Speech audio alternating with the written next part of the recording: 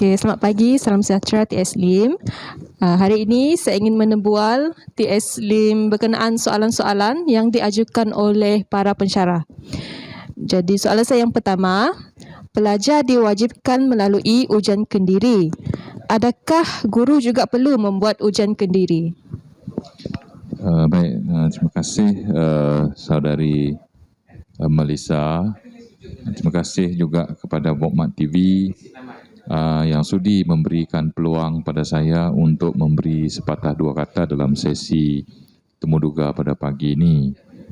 Saya mengetahui bahawa banyak persoalan yang bermain di minda, sama ada pensyarah, sama ada pelajar. Jadi oleh sebab itu amat bertepatan platform pada pagi ini adalah bertujuan untuk menjawab soalan-soalan lazim yang dikemukakan oleh warga KV Matang. Berhubung dengan pelajar diwajibkan melalui ujian kendiri, jawapannya ya, semua pelajar diwajibkan untuk menjalani ujian kendiri antigen ketika mereka nak masuk ke asrama ataupun memulakan sesi kuliah pada kali ini. Jadi tujuannya adalah untuk mewujudkan gelembung selamat di dalam sesebuah institusi pendidikan sebagaimana yang disarankan oleh Kementerian Pendidikan Malaysia dalam operasi pembukaan kolej ataupun sekolah pada kali ini.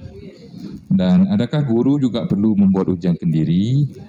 Jadi sebenarnya guru telah pun diwajibkan untuk mendapat vaksin sebelum sesi persekolahan ataupun sesi kolej dibuka tempoh hari.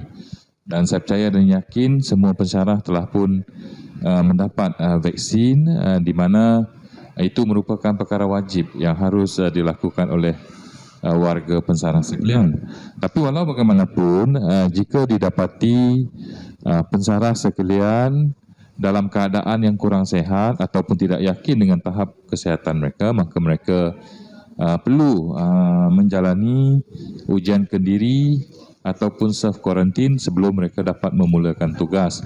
Namun demikian, bagi pensyarah-pensyarah yang sihat, tidak bergejala, maka mereka tidak wajib untuk membuat ujian kendiri. Jadi ujian kendiri ini lebih kepada persediaan pensyarah itu sendiri bagi memastikan mereka dalam keadaan yang sihat dan boleh bersemuka dengan pelajar. Baiklah, bagaimana pula dengan guru yang bergejala? Adakah mereka perlu hadir ke sekolah?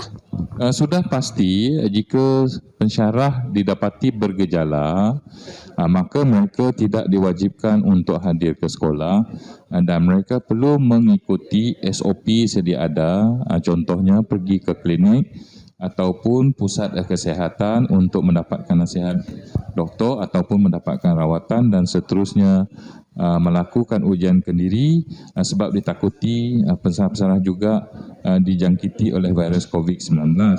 Namun demikian, kewajipan untuk hadir sebenarnya semua pensyarah diwajibkan hadir, tapi walau bagaimanapun jika mereka mendapat kebenaran doktor sekiranya diberi MC ataupun surat kuarantin daripada pihak KKM, maka mereka perlulah berada di tempat yang telah pun ditetapkan seperti tempat kuarantin di rumah dan sebagainya. Jadi pastikan tahap kesihatan setiap pensyarah itu adalah baik sebelum mereka dapat bersemuka dengan pelajar. Okay. Jadi kehadiran itu sebenarnya wajib, tapi jika tahap kesihatan tak berapa mengizinkan, maka mereka perlu mengikuti prosedur biasalah. Okay. Maksudnya perlu berada di rumah, pusat kuarantin, buktikan mereka itu betul-betul sakit dan kemukakan dokumen-dokumen sakit. Okey. Soalan saya yang ketiga, adakah sekolah membekalkan kit kepada guru dan kaki tangan sekolah? Jawapannya tidak. Maksudnya kit antigen itu perlu disediakan oleh pensyarah itu sendirilah. Kit hanya disediakan kepada pelajar sahaja.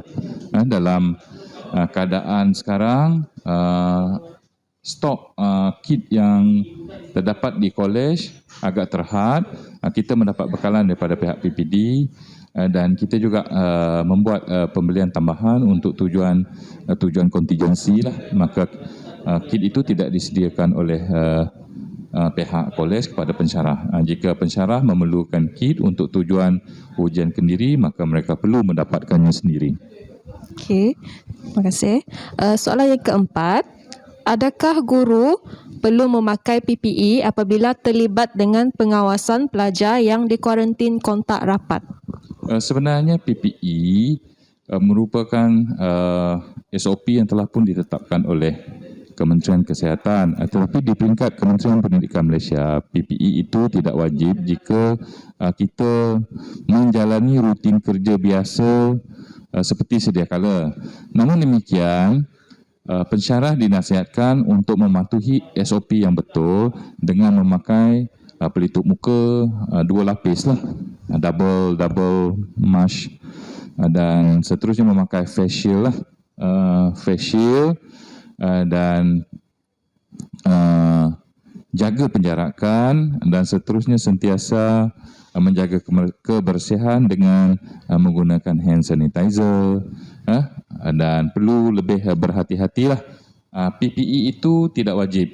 Tetapi dalam operasi pada kali ini, bagi pensyarah-pensyarah yang terlibat dengan pengawasan, contohnya PBHAS, maka saya benarkan pensyarah terus pulang ke rumah masing-masing untuk kebersihan dirilah, untuk mandi, membersihkan diri, supaya mereka lebih selamat ketika bersemuka dengan ahli keluarga lah. Jadi PPE itu tidak wajib sebenarnya, kecuali bagi kes-kes para warden yang ingin menghantar pelajar kita yang dijangkiti oleh COVID-19 ke hospital, ke klinik, maka itu kita boleh sediakan PPE untuk tujuan bersemuka dengan pihak KKM. Contohnya macam pemandu kita, macam warden, maka kita akan sediakan PPE untuk mereka sebab kita telah pun mendapat maklumat bahawa mereka perlu menggunakan PPE. Tapi untuk menjalani rutin biasa di dalam organisasi kita, PPE itu tidak wajib. Sebab tu kita perlu mewujudkan gelembung selamat di dalam organisasi kita lah. Baiklah, sebagai penutup sesi temu bual kita pada pagi ini, mungkin Tuan ada nasihat ataupun pesanan untuk para pensyarah? Untuk para pensyarah, jangan berasa terlalu takut, terlalu risau dengan keadaan sekarang. Jadi kita harus fahami bahawa endemik itu sudah bermula. Jadi virus itu sudah ada di sekeliling kita. Di mana-mana pun terdapatnya virus COVID-19. Jadi oleh sebab itu kita kena sentiasa berjaga-jaga, dan kalau kita merasakan tahap kesihatan kita tiba-tiba merosot, tiba-tiba tak sihat, maka saya nasihatkan para pensyarah, para guru untuk berjumpa dengan pakar perubatan, pergi ke klinik untuk mendapatkan rawatan, sebab tak semestinya kita bergejala kita dijangkiti COVID. Mungkin demam biasa dan sebagainya. Tapi untuk langkah berjaga-jaga, sekiranya pensyarah mendapati mereka kurang sihat untuk hadir, maka mereka perlu memaklumkan kepada pihak pengurusan supaya mereka boleh berjumpa dengan doktor ataupun pakar perubatan untuk mendapatkan nasihat ataupun mendapatkan rawatan sebelum mereka dapat bersemuka dengan pelajar setiap harilah, sebab kebanyakan pensyarah kita ni dia tinggal di luar. Jadi jika anda rasa kurang sihat, maka saya nasihatkan jangan hadir, tetapi perlu memaklumkan pada pihak pengurusan supaya tugas-tugas di dalam organisasi ini dapat kita laksanakan seperti biasa dan tidak mengganggu-gugat keselamatan rakan-rakan dan khususnya para pelajar. Jadi itu saja pesanan saya, supaya kita sentiasa berjaga-jaga, jangan pula terlalu takut dan jangan pula terlalu berani dalam menghadapi situasi pada masa ini. Okey, terima kasih Tuan Pengarah atas perkongsian tadi. Semoga segala persoalan para pensyarah telah terjawab. Jadi sekian itu sahaja daripada kami. Terima kasih. Terima kasih.